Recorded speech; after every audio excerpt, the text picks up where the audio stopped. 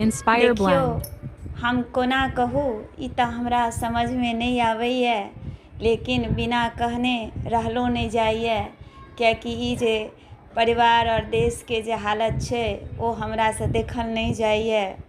तऽ कनी अहाँ सब हमर बात पर ध्यान देबै, गौर फरमेबै कि देश तखने सुधरतै जखन कि देश के एक छोट से छोट परिवार सुधरि जेतै।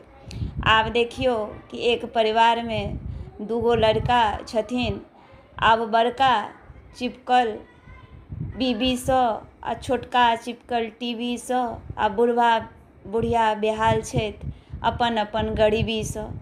तऽ ओहि परिवारके की हाल हेतै, आ ओहि परिवारके भगवाने बचा सकै छथिन। आब वएह हाल जे छै से देशके छै। आब देशके राजधानी दिल्ली जे तऽ जायके लेल लोक सबके सपना रहै छै जे बाप रे बाप दिल्ली कतेक सुन्दर चमकदार शहर छै, कनि एक बेर घुमैके मौका मिल जैतै। आ ओहि जगह पर सड़क सबके हाल देखियौ, की मंत्री बनै छथिन, एगो सड़को नहीं सही बना सकै छथिन, तऽ कोन कामके छथिन।